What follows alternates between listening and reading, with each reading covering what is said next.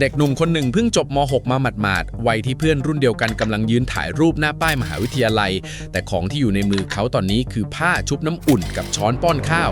น้องต้าเด็กหนุ่มลูกครึ่งไทยอังกฤษจากโคราชตัดสินใจพักเรียนเอาไว้ก่อนเพื่ออยู่บ้านดูแลคุณตาวัชรพงษ์ทองแต้มวัย 85 ปีอดีตทหารผ่านศึกที่วันนี้ป่วยเป็นอัมพฤกษ์ขยับเองไม่ได้ช่วยเหลือตัวเองไม่ได้เลยสักอย่างตื่นเช้ามาเช็ดตัวป้อนข้าวป้อนน้ำประคองอุ้มเข้าห้องน้ำวนแบบนี้ทุกวันไม่มีวันหยุดแล้วเรื่องนี้ก็ถูกแชร์ต่อกันพร้อมประโยคที่คนชอบใจกันมากว่าใบปริญญาไม่ใช่ตัววัดความสำเร็จฟังดูอบอุ่นนะฮะแต่ผมอยากชวนคุณผู้ชมหยุดตรงนี้แล้วถามอีกคำถามหนึ่งที่ไม่ค่อยมีใครถามก็คือทำไมบ้านหลังนั้นถึงเหลือเด็กเพิ่งจบมัธยมอยู่คนเดียว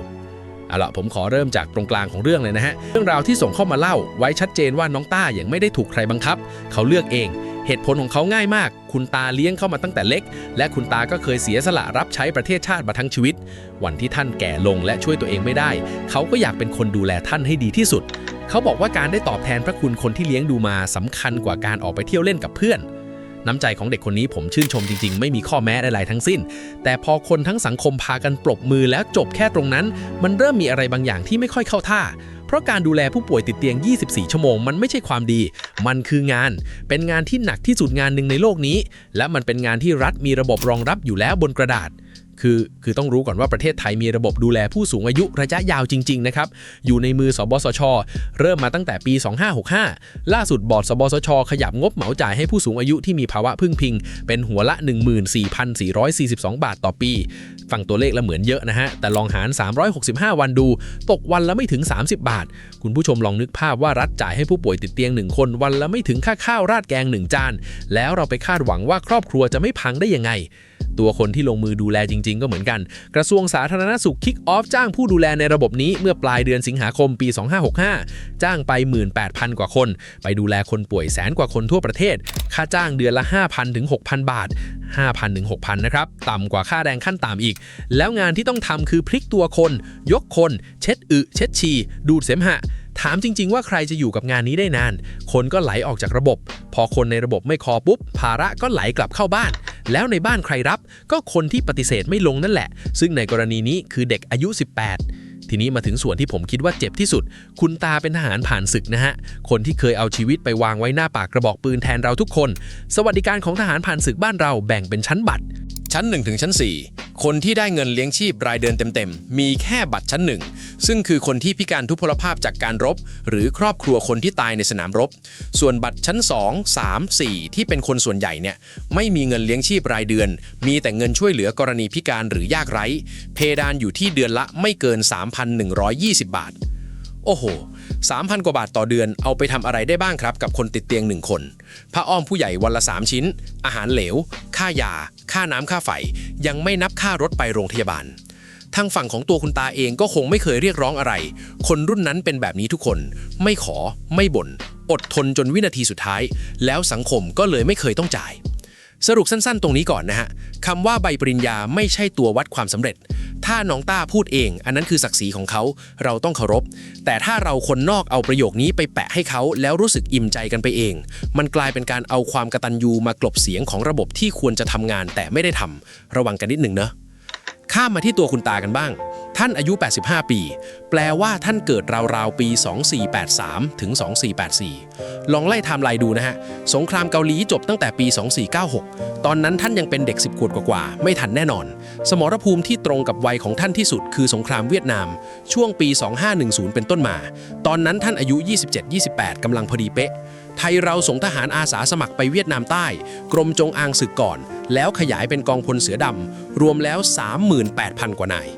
หรืออีกทางที่เป็นไปได้สูงพอกันคือการปราบปรามผู้ก่อการร้ายคอมมิวนิสต์ในภาคอีสานซึ่งลากยาวตั้งแต่ปี 2508 ไปจนถึงราวปี 2522 และโคราชเนี่ยคือหัวใจของเรื่องนี้เลยเพราะกองบัญชาการกองทัพภาคที่ 2 อยู่ที่ค่ายสุรนารีรับผิดชอบอีสานทั้งภาค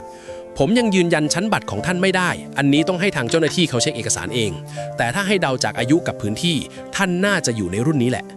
ทีนี้คำถามที่ค้างใจคนดูมากที่สุดคือทำไมเหลือหลานคนเดียวตรงนี้เรื่องที่แชร์กันไม่ได้ลงรายละเอียดครอบครัวไว้ผมจะไม่เดาแทนใครว่าใครหายไปไหนแต่ผมชวนดูภาพใหญ่ได้เพราะโครงสร้างครอบครัวอีสานทุกวันนี้มันเป็นแบบนี้จริงๆตายายอยู่บ้าน พ่อไม่ไปทำงานเมืองใหญ่หรือไปต่างประเทศเหลือเด็กกับคนแก่อยู่ด้วยกันเขาเรียกครัวเรือนข้ามรุ่นเจอเยอะมากในหมู่บ้านอีสานคนวัยแรงงานกลับมาไม่ได้เพราะกลับมาปุ๊บก็ขาดรายได้ทั้งบ้านสุดท้ายภาระก็ไปตกที่คนที่อยู่ในบ้านณตอนนั้นซึ่งบางทีเป็นคนที่อายุน้อยที่สุดมาดูงานที่น้องต้าต้องทำจริงๆกันฮะคนที่ไม่เคยดูแลผู้ป่วยติดเตียงอาจนึกว่าแค่ป้อนข้าวเช็ดตัวมันไม่ใช่ตื่นเช้ามาต้องเช็คว่าคืนที่ผ่านมาผ้าอ้อมเปียกไหม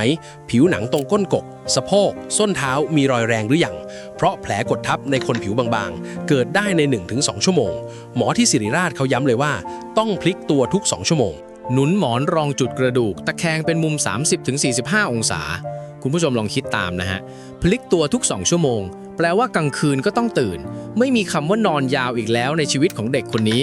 เสร็จจากพลิกตัวก็เช็ดตัวเปลี่ยนผ้าอ้อมป้อนข้าวทีละคำช้าๆกันสำลักให้น้ำทีละนิดแล้วก็ถึงตอนที่หนักที่สุดคือประคองอุ้มเข้าห้องน้ำคนแก่85ที่ขยับเองไม่ได้น้ำหนักตัวมันลงมาที่แขนกับหลังของคนอุ้มทั้งหมดถ้าไม่มีเตียงที่ปรับได้ไม่มีเก้าอี้อาบน้ำไม่มีอะไรช่วยเลยเด็กคนหนึ่งต้องออกแรงยกวันละหลายรอบส่วนจุดเปลี่ยนที่ทำให้เขาตัดสินใจต้นเรื่องบอกไว้แค่ว่าเขาเลือกหลังจบม.6 แต่เท่าที่ผมเห็นเคสแบบนี้มาหลายเคสมันมักจะเป็นวันที่คนป่วยล้มหรือวันที่คนที่เคยช่วยดูแลหายไปแล้วเด็กมองรอบตัวแล้วเห็นว่าไม่มีใครแล้วจริงๆไม่ใช่การตัดสินใจแบบนั่งชั่งน้ำหนักอนาคตนะฮะมันคือการตัดสินใจแบบไม่มีตัวเลือกให้เลือกมากกว่ามาถึงเรื่องที่ผมเป็นห่วงที่สุดและอยากให้คนแถวโคราชที่รู้จักบ้านนี้ช่วยกันฟังงานดูแลคนติดเตียงมันกัดกินคนดูแล2 ทางแรกคือร่างกายการยกคนผิดท่าซ้ำๆทุกวันเนี่ยจบที่ปวดหลังเรื้อรังกล้ามเนื้ออักเสบหนักเข้าก็หมอนรองกระดูกทับเส้นประสาทและคนที่บาดเจ็บส่วนใหญ่คือคนที่ไม่เคยถูกสอนวิธีเคลื่อนย้ายผู้ป่วยมาก่อนซึ่งเด็กเพิ่งจบมัธยมก็คือไม่เคยถูกสอนอยู่แล้วทางที่2คือใจอาจารย์หมอด้านเวชศาสตร์ครอบครัวเขาอธิบายภาวะหมดไฟของผู้ดูแลไว้ตรงไปตรงมามากมันเริ่มจากนอนไม่หลับและก็หงุดหงิดง่ายแล้วก็เริ่มรู้สึกผิดที่ตัวเองหงุดหงิดวนอยู่แบบนั้นจนกลายเป็นซึมเศร้าเคสที่หนักที่สุดคือผู้ดูแลทำร้ายตัวเองหรือเผลอทำร้ายคนป่วยโดยที่ไม่ได้ตั้งใจจะเป็นคนแบบนั้นเลยแล้วในกรณีน้องต้าเนี่ยมีตัวเร่งพิเศษอยู่อีกอย่างคือเขาไม่มีเพื่อนวัยเดียวกันอยู่รอบตัวแล้วเพื่อนไปเรียนมหาวิทยาลัยกันหมดเขาอยู่ในบ้านกับคนที่พูดไม่ค่อยได้ทุกวันเดือนแล้วเดือนเล่าความโดดเดี่ยวตรงนี้แหละที่อันตรายกว่าความเหนื่อยทางกายซะอีกซึ่งเรื่องนี้แก้ได้นะครับไม่ต้องรอปาฏิหาริย์อะไรเลยผมจะบอกทางที่ใช้ได้จริง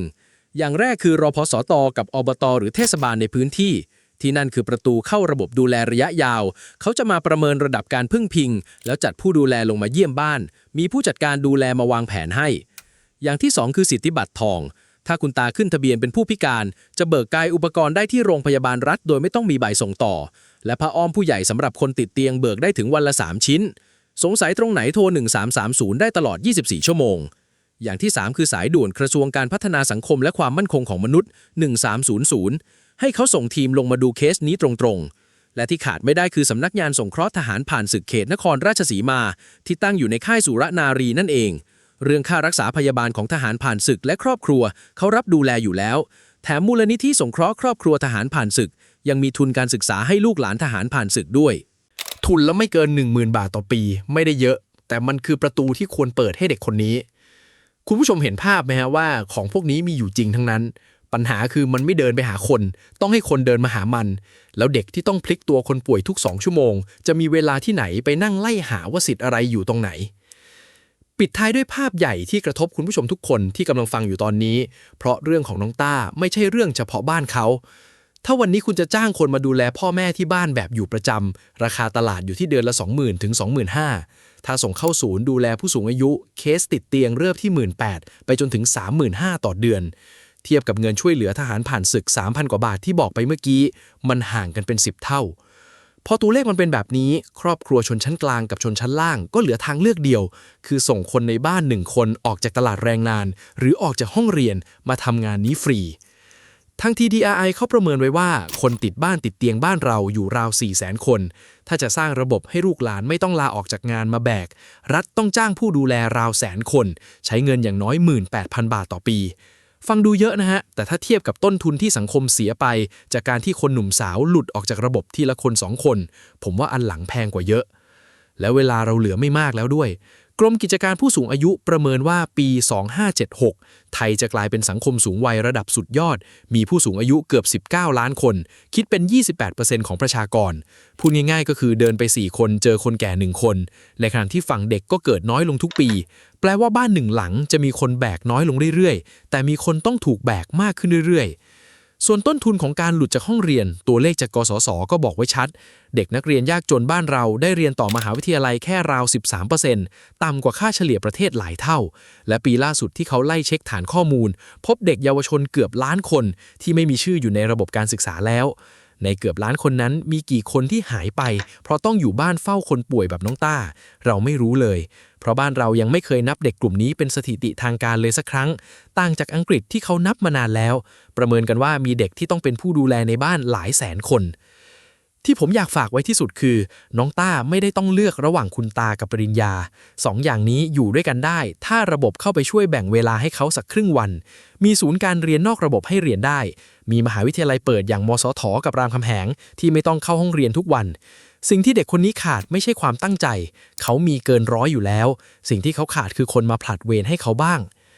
เอาแบบนี้นะฮะผมขอตั้งเป็นเงื่อนไขวัดกันไปเลยนับจากวันที่เรื่องนี้ถูกแชร์ออกไปถ้าผ่านไปสักเดือน2 เดือนยังไม่มีเจ้าหน้าที่โรงพยาบาลส่งเสริมสุขภาพตำบลไปเคาะประตูบ้านนั้นยังไม่มีเตียงปรับระดับไม่มีที่นอนลมไม่มีใครไปสอนน้องเรื่องท่ายกคนป่วยและไม่มีใครพาน้องไปคุยเรื่องทุนที่เขามีสิทธิ์ได้คำว่าใบปริญญาไม่ใช่ตัววัดความสำเร็จก็จะไม่ใช่คำชมอีกต่อไปมันจะกลายถึงข้ออ้างที่เราทุกคนใช้ร่วมกันเพื่อจะได้ไม่ต้องรู้สึกผิดที่ปล่อยให้เด็กอายุ18 คนหนึ่งแบกงานของทั้งประเทศไว้บนหลังตัวเองอยู่ในห้องนอนเล็กๆที่โคราช